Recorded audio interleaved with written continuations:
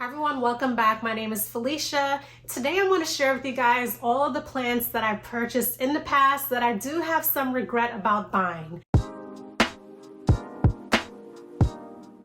I feel like every plant that I've purchased it for one reason or the other. It's because I thought it was a beautiful plant, but I would say in the very beginning of my plant journey, I was definitely one of those plant people that was just purchasing everything that they saw that was so pretty.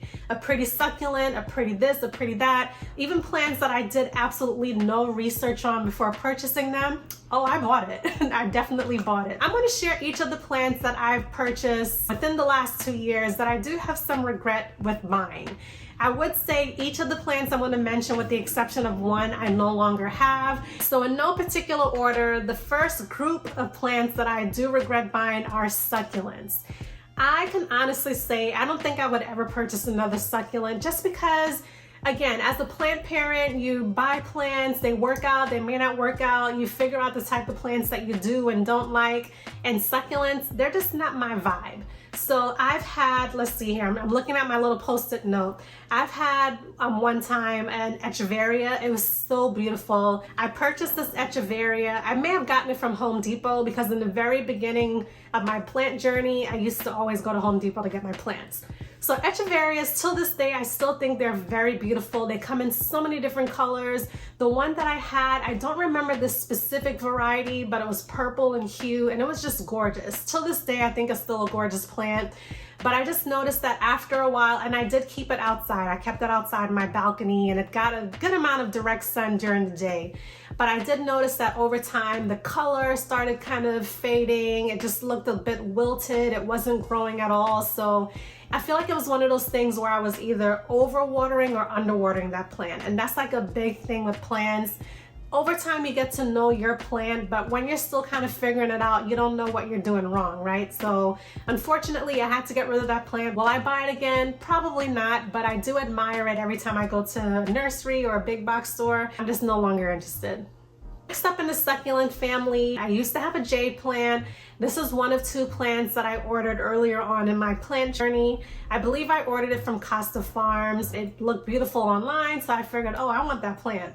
So I got the plant, everything was going really well in the beginning. I believe I kept that plant indoors for a good amount of time, and then eventually I transferred it outside.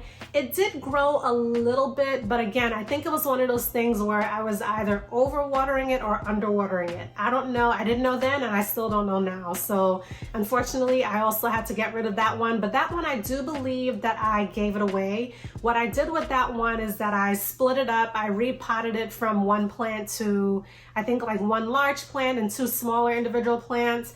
I think around that time I was just kind of testing my hand at propagation. It just didn't survive in my care. I think I may have underwatered that one. So unfortunately I had to get rid of it, and I will no longer purchase a Jade plant. I'll just admire it from afar. The last plant in the succulent family is the string of pearls. I've actually had that plant twice. The first time I had the plant, as I mentioned before, I purchased it alongside the Jade plant and got it from Costa Farms. When it arrived, it was very miniature, and I don't mind purchasing plants that are small to medium in size because I do enjoy the process of them growing. So I got it, it was beautiful. I put it in this little face planter that I had, but I noticed that after a while, it just was not growing. And I think initially I just wasn't giving it enough light. In fact, it was actually maybe about 4 to 6 feet away from my window. So that was mistake number 1. When I realized, okay, this plant probably needs some additional light, I brought it closer to my window, but at that point it started to dry up. It wasn't growing. It was looking really leggy.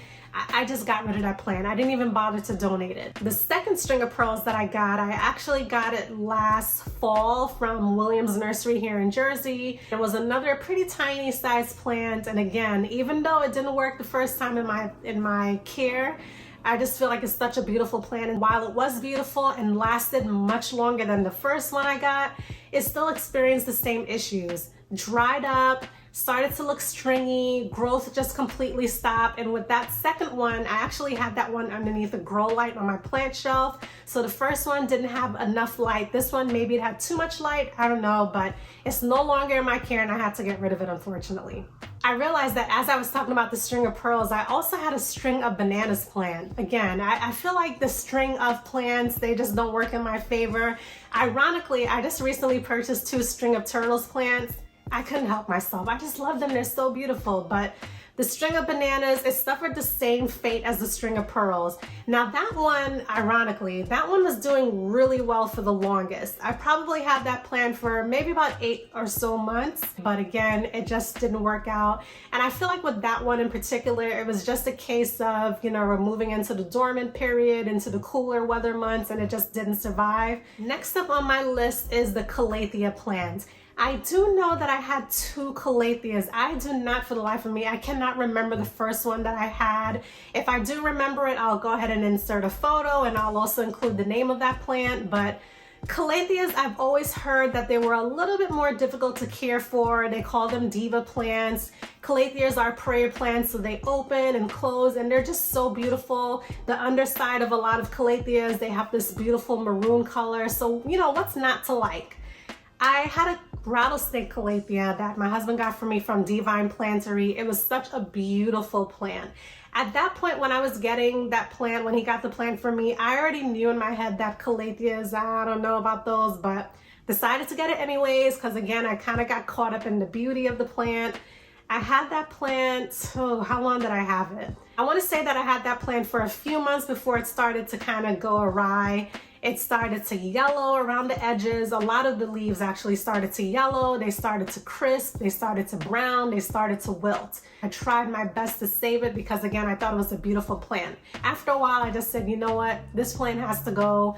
Unfortunately, I had to toss it. It really kind of pained me to toss that plant because, again, Calatheas are beautiful, hands down beautiful plants.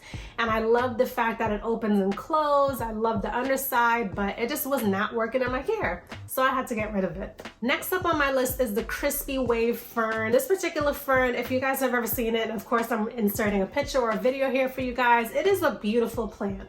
I got that plant from Home Depot. When did I get it? I believe I got that plant around the fall of last year, 2021. I got it and it kind of stopped me in my tracks because I've seen this plant in photos and videos, but I've never seen one up close. Brought it home, and you guys know when you bring plants home from a nursery or a big box store, you have to give it time to acclimate to your environment, right? So whether it needs like a week, 2 weeks, 3 weeks, plants will go through a period where they're kind of like, you know, feeling things out a little bit. So, you know, a nursery may be giving a plant a certain type of care that you're not necessarily giving it at home. Not saying that one way is better than the other, but you know, it's a new environment. I do give plants maybe about like a 2 to 3 week buffer for it to start acting right. But this Crispy Wave Fern, I would say like around the 3-4 week period, I noticed it started drying out. I noticed the leaves started crisping. The growth just kind of came to a halt, and honestly, I just got rid of it. You know, I didn't try to save it. I didn't say, let me cut off all the brown leaf. No, I just got rid of it. And I'm sorry to say it, but I at that point, I just was not in the mood to save a plant that I knew I probably wouldn't give it the care that it needed to survive. So I had to get rid of it. Next up on my list is the Alocasia Poly. Again, beautiful plant. And you know, all of these plants, I feel like I'm telling you the same thing. It was a beautiful plant. It was maybe too much watering, too little watering. With the Alocasia Poly, I don't know what I can say about that plant other than beautiful plant again. But it really gave me a hard time. And I held on to that plant for a very long time. And you know what, alocasias, they grow beautifully in the growing season, but then in the winter, the cooler weather months, it just starts acting a little crazy. Leaves go yellow, the leaves completely droop over. It, you know, gets that yellow crispiness around the edge. So while I had that plant, I probably grew about 5, 6, 7 or so new leaves. It was growing beautifully. But then when those leaves started to just kind of wilt over and I chopped them up, I was down to maybe like 1 leaf, and I said, you know what? I can't anymore. This isn't working out for us, Alocasia Polystar. So I decided to give that one to a neighbor as well, and they were really excited to receive it. And not that they're difficult plants to care for. Again, if you give them the right, you know, conditions, so the right lighting, the right water. I believe I was giving that one distilled water, but I just feel like there was nothing I can do to save that plant, and I had to get rid of it. Last but not least is the one plant that I still have in my possession. However, I do have some regrets about purchasing it. I'm talking about none other than this little agave plant that I got from Williams Nursery last fall. I'm gonna bring it in closer. Can you guys see the center? You see how it's like brown and crispy? I really don't know what that's about, and to be completely honest, I feel like I haven't really mastered how to take care of this plant. So I brought it home, and the thing that attracted me to the plant is kind of like, you see how pliable it is? I think that's really neat. It keeps poking me. And the guy did warn me at Williams Nursery. He kind of gave me a rundown of the watering needs, the lighting needs for this plant. He also did say that it's very prickly, so you have to be careful.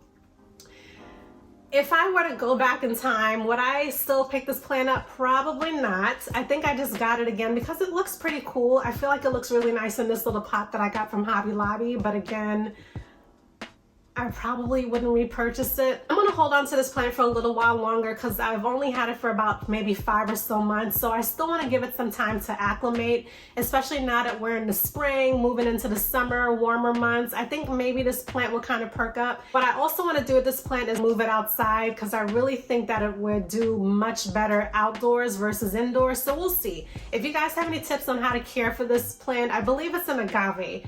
Leave them down below in the comments. I would definitely appreciate it because as you can see, I feel like I'm not doing the best job with this plant, so we'll see what happens. Those are all the plants that I wanted to share with you. Some of the plants that I do regret buying, some of the plants that I repurchased and it still didn't work out, the one plant that I still have. Let me know if you guys have any plant purchase regrets in the comments and what those plants were, if you still have them in your collection or if you decided to get rid of it.